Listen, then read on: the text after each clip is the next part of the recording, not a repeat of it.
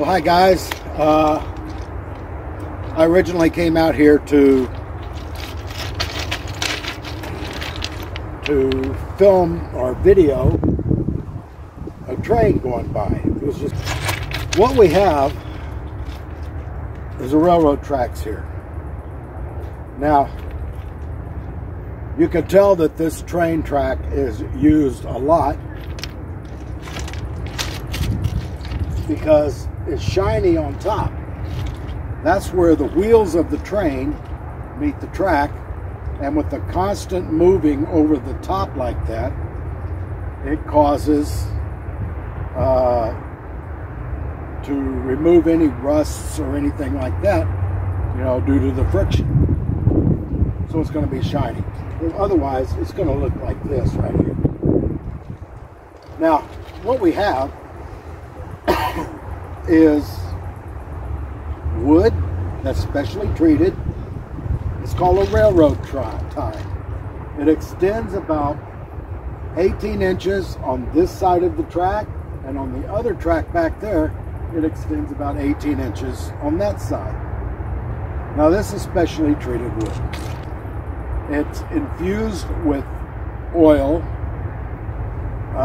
What they do is they put it in a vacuum chamber.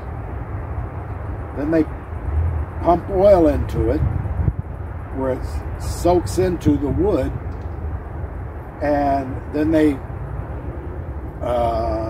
put the pressure back. And what that does, it gives the wood a preservative. It makes the wood last a very, very, very long time. But even over time, they'll start developing cracks. They'll start to dry out. And then these railroad ties would have to be replaced. Now, if you look right here, that's called a spike. Got one in my hand. And what they do is that they pound the spike into the wood, where the wood will grip onto the spike, and then the spike comes down upon the bottom of the rail and clamps it down to the wood. Now, every so often, you'll have people that will come down and inspect the track, and they're looking for things that could cause a problem, which could also cause a train wreck, because any small thing can turn into a big thing. For example, the wood. Is the wood still usable? The spikes. Are the spikes clamped down onto the rail? Because if the spikes are not clamped down onto the rail can move like this, cause a train wreck. If the wood is no longer usable, the spikes could come out, or the wood could shatter, and which will cause the track to move, and again you have a train wreck. Now, what has this got to do with anything? Well, it has everything to do with everything. Too many people, especially today, are taking their lives and making a train wreck out of their lives. They are not anchored like this rail is anchored to this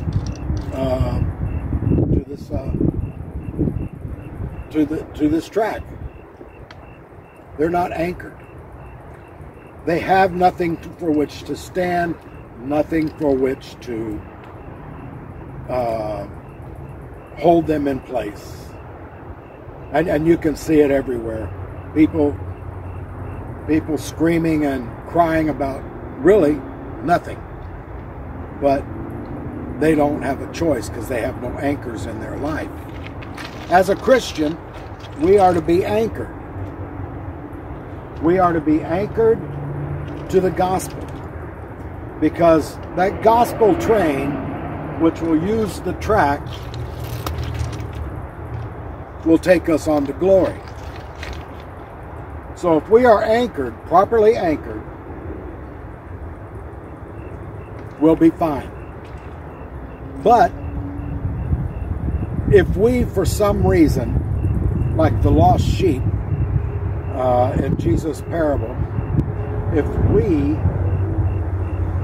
are not careful, we'll find ourselves separated from the rest of the flock. And, you know, we become in danger. You know, as far as sheep go, you know, there is danger of predators. There's dangers of being stolen by another shepherd. There are all kinds of dangers. So we have to stay with the flock. There is greater protection in numbers.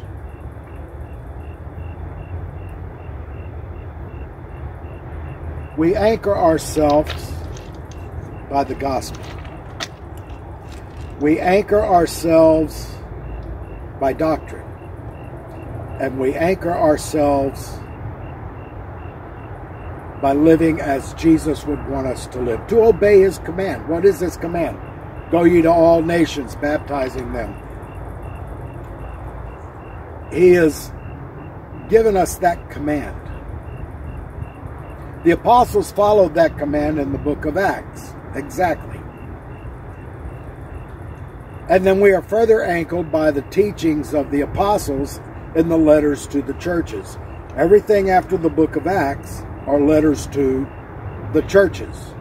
They were not written to unbelievers.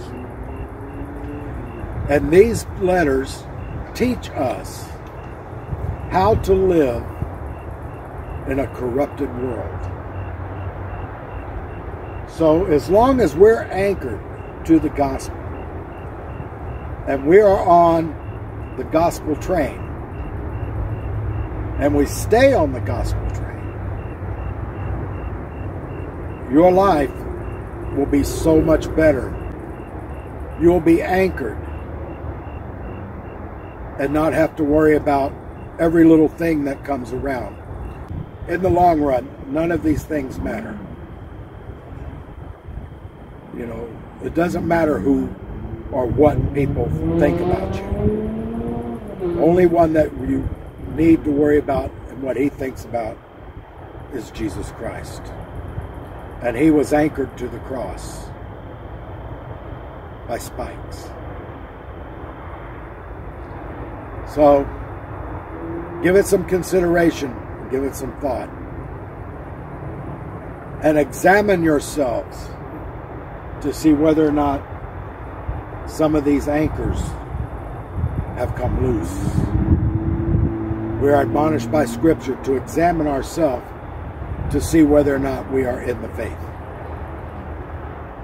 So as long as we give an honest examination of ourselves, we'll come off track. We'll always be on track. Thank you very much. I'm Robert, and please like, comment, share, and subscribe.